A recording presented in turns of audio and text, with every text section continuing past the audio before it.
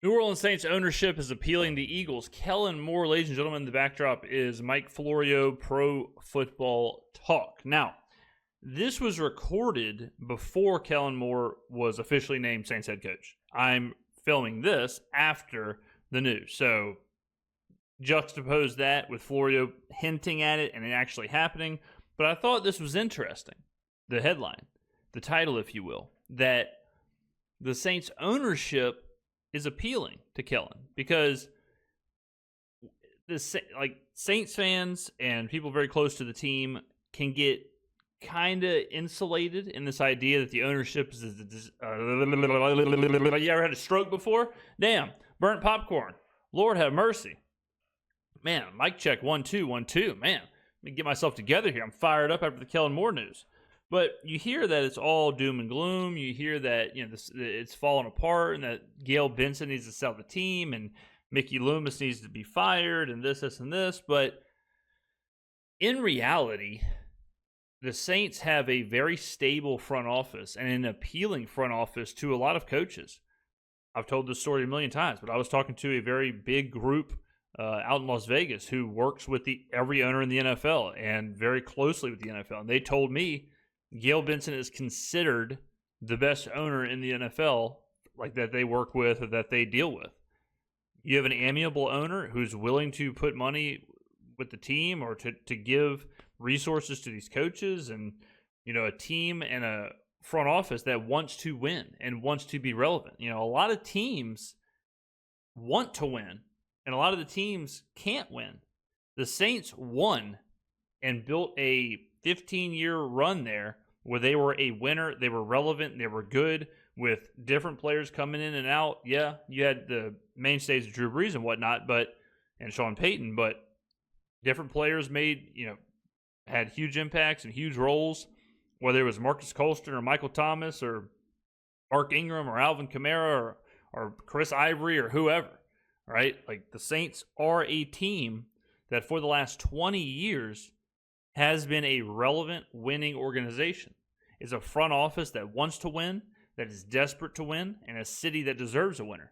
So I'm not surprised at all to hear that the ownership and the front office was appealing. In the mix to be the defensive coordinator, and I said this last week, don't rule out the possibility of John Gruden being the offensive coordinator, pairing him again with Derek Carr as they try to salvage that relationship because they otherwise could just cut him.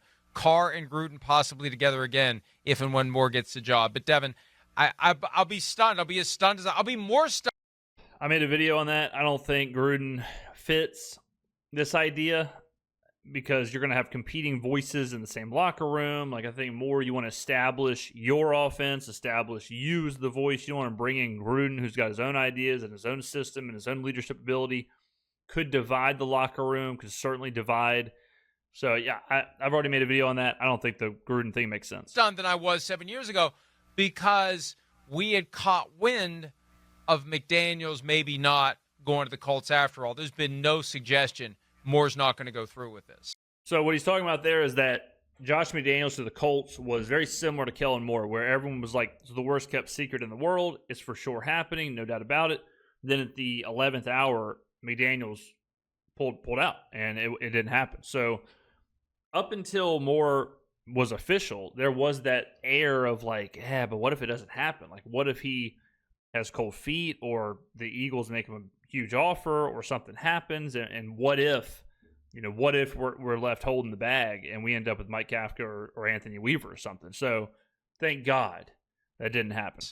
I thought it was interesting when Sirianni got on that stage and he said, Kellen, let's run this shit back again. Sorry, London.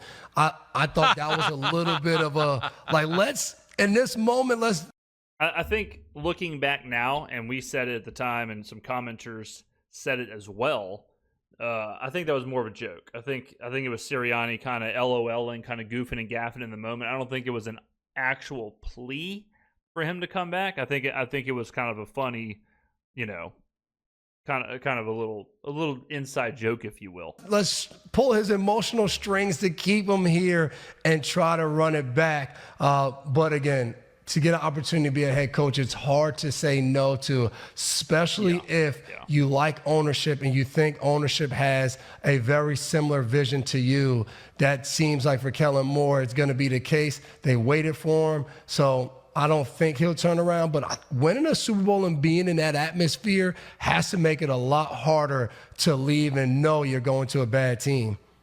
At the time, aka yesterday, I said that I thought it actually made it easier because you won the Super Bowl, you closed the book, you got there. Going back and doing it again, all you can do is lower your stock unless you go back to back. But what's the odds of that, right? So he's already reached the peak. He already got to the highest possible level with this group of guys, with this team. Going back, I think it's way more risky than not. So it makes total sense. If they lose the Super Bowl, if you lose, especially in like heartbreaking fashion, you lose in overtime or something, yeah, maybe you do go back. Maybe you want to finish the story, Cody Rhodes style. But I think winning the Super Bowl made it almost a guarantee. I mean, I guess it did make it a guarantee that he would be the next Saints head coach. But I don't know how bad the Saints are. Look, every team that's looking for a head coach is a bad team. They were Mike, I've been saying this. Well said, Mike. Every single team that fires their head coach has warts, and they all need to go to urgent care and get an antibiotic. All right, and they need to listen. You get warts. You better go to urgent care, get you an antibiotic, get you a shot, and then you need to delete some phone numbers out of your phone. You need to delete some people off Snapchat. All right, bad last year, but ownership is one of the most important factors, and it doesn't get discussed because the owners don't like us pointing out that there are bad owners out there. Gail Benson is not a bad owner. Gail Benson is an owner that's going to let her people do what they need to do. She's not going to stir the pot. She's not going to assign a family member the duties to go get the latest version of Madden. And shout out to the Jets. And let me know what the ratings are so I can tell my people who to draft or who to sign. She's going to stay out of the way. We're going to stay out of the way for 22 hours. See you tomorrow morning. Have a great Tuesday. Yeah, I mean, Gail does exactly what you want an owner to do. And I think it's the funniest thing in the world. Like, we obviously cover the Pelicans and, being the face of New Orleans sports media. And people are always like, Gail, I can't believe Gail drafted, whatever, name some random player in the NBA. She needs to sell the team. So do you think Gail is watching college basketball? Do you think she's making draft choices? Do you think Gail is breaking down the Senior Bowl and trying to decide what left guard to take in the third round? No. That's what Jerry Jones and whoever else are doing because they're trying to pretend like they're a GM. What you want an owner to do is delegate that to your front office, get the best people in the building, and then back away and give resources when you have to. You don't want your owner. I mean, you think about some of the best teams in the NFL. You think about some of the best franchises in the NFL right now, and you probably don't even know who their owner is. Who's the owner of the Baltimore Ravens? Who's the owner of the 49ers? Who's the owner of the Detroit Lions? We know who the owner of the Eagles is because they just won the Super Bowl and Jeffrey Lurie was just on TV. But you don't want to know who the owner is. You don't want David Tepper. You don't want Jerry Jones, right? There's a reason these guys don't win. You don't want Shad Khan. There's a reason Shad Khan doesn't win, all right? Because of what Jacksonville does. Shad Khan has been the owner of the Jaguars since 2012. It's been an unmitigated disaster. So, and AEW is an unmitigated disaster, right? So, the idea that Gail is a problem or she needs to sell or that Loomis is a problem and he needs to be fired, I think it speaks volumes. It really does to the Saints can be in the situation that they're in quote-unquote cap hell, doing all of that off of a 5-win year, the worst year they've had in 20-plus years, and they get the best coaching candidate there is. If you could roll this thing back, and I'm going to say this probably every video for the next 2 months, maybe even longer. If you rolled it back and you re-ranked every coaching candidate, how is Kellen Moore not 1 or 2? If you say Mike Vrabel's number 1, okay, I'm not going to argue with you there. But there's no way you can say Ben Johnson's ahead of Kellen Moore after everything we saw, or Joe Brady's ahead of Kellen Moore after everything we saw.